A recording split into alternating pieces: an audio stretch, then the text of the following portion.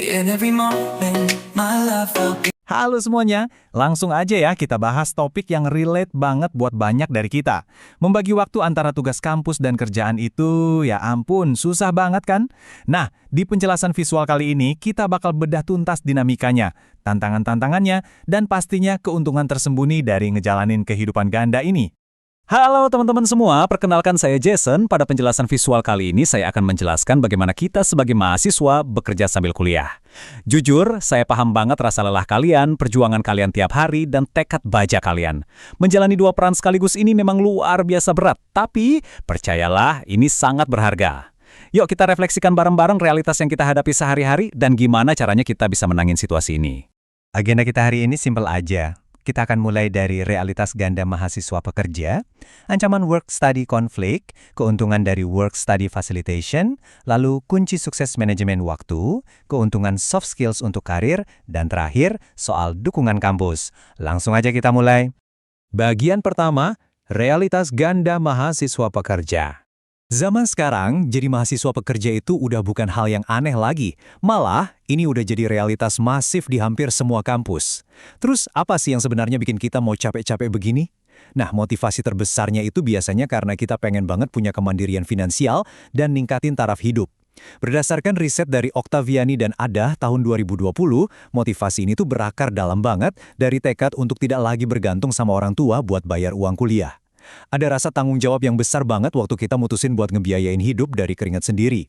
Ngomong-ngomong soal kerjaan, ini dia beberapa jenis pekerjaan yang paling sering kita ambil. Pekerja lepas atau freelance tuh favorit banget, soalnya sangat fleksibel, gak ada tuh aturan jam kantor yang kaku. Terus ada juga kerja paruh waktu, yang ngasih pemasukan stabil, tapi jadwalnya masih bisa disesuaikan. Satu lagi, magang. Memang sih gajinya kadang nggak seberapa, tapi jaringan profesional dan pengalaman nyata yang kita dapat dari magang itu benar-benar nggak ternilai harganya. Masuk ke bagian kedua, ancaman work-study conflict. Oke, kita harus jujur. Ngejalanin dua peran sekaligus itu berat, dan disinilah muncul yang namanya work-study conflict. Sederhananya, ini terjadi waktu tuntutan kerja kalian tabrakan langsung sama jadwal kuliah. Ini konsep yang krusial. Pas jadwal berbenturan, itu memicu stres parah, capek fisik ekstrim, sampai tekanan mental. Coba bayangin, energi yang harusnya dipakai buat fokus di kelas, malah udah habis duluan di tempat kerja. Kalau dibiarin, performa akademik kita bisa hancur berantakan. Dan tahu nggak, apa yang paling sering luput dari perhatian? Biaya sosialnya. Waktu istirahat kita tuh kayak menguap gitu aja. Kita sering terpaksa skip diskusi kelompok atau waktu teman-teman lagi seru-serunya nongkrong santai, cuma gara-gara harus ngejar shift kerja. Ngerasa terisolasi dari kehidupan sosial kampus, hal yang bisa dinikmati dengan bebas sama mahasiswa reguler, itu jujur aja ngasih beban emosional tersendiri yang lumayan berat. Lanjut ke bagian ketiga, keuntungan work-study facilitation. Eits, tapi tunggu dulu. Jangan biarin tantangan tadi bikin kalian pesimis. Ada sisi optimisnya nih, yang disebut work-study facilitation. Ini adalah fenomena keren di mana pengalaman kerja kalian justru mendukung dan memperkaya pencapaian akademik. Kok bisa? Ya, karena tempat kerja ngasih kalian konteks dunia nyata buat nerapin teori-teori abstrak yang cuma dibaca di buku teks. Tempat kerja itu laboratorium hidup kalian. Coba kita bandingin sebentar. Di satu sisi, ada work-study conflict yang isinya stres, kelelahan fisik, dan isolasi sosial. Tapi di sisi lain, kalau pendekatannya tepat, kita bisa ngebalik narasi itu jadi work-study facilitation. Kita justru dapat pengalaman dunia nyata, ngebangun kompetensi yang utuh, dan dapat jaringan yang luas banget. Pertanyaannya sekarang, gimana sih caranya ngubah konflik ini jadi fasilitasi?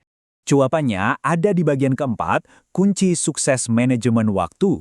Dengar ya, manajemen waktu di sini bukan sekedar jargon motivasi. Ini benar-benar mekanisme bertahan hidup kalian. Pertama, tetapkan prioritas yang sangat ketat. Kedua, bikin jadwal mingguan dan disiplinlah menjalaninya. Ketiga, kalian harus realistis menyeimbangkan jam kerja, waktu belajar, dan waktu istirahat yang krusial buat tubuh kalian. Percaya deh, tanpa rencana jadwal ekstrim kayak gini, kalian cuma bakal tenggelam dalam kesibukan buta yang melelahkan tanpa membuahkan hasil. Bagian kelima, keuntungan soft skills karir. Kalau kita berhasil bertahan mengatur waktu, imbalan jangka panjangnya itu luar biasa. Tanpa disadari, tiap hari kalian lagi ngasah komunikasi, adaptasi cepat, kerja bareng macam-macam orang di tim, sampai problem solving tingkat lanjut. Riset dari Asolehkah dan rekan-rekan tahun 2023 nyorotin banget hal ini. Industri modern zaman sekarang itu haus akan orang-orang dengan mental baja dan skill praktis kayak gini. Jauh melebihi sekedar deretan nilai A di transkrip kalian. Menjadi mahasiswa pekerja juga ngasih kalian lingkungan beresiko rendah buat uji coba karir loh. Kalian bisa tahu lebih awal apakah suatu bidang benar-benar cocok. Kalau ternyata nggak cocok, santai. Kalian masih punya cukup waktu buat banting setir sebelum wisuda. Pengalaman trial dan error langsung di dunia nyata, ini harganya tak ternilai. Jauh melampaui teori apapun yang diajarin di ruang kelas. Dan yang terakhir bagian ke-6, dukungan kampus sangat penting. Sekuat apapun tekad kita, mahasiswa pekerja nggak seharusnya memikul beban seberat ini sendirian. Institusi nggak boleh diam aja. Kampus wajib mengadopsi model pembelajaran yang adaptif dan fleksibel buat bantu kita ngelola tuntutan ganda ini.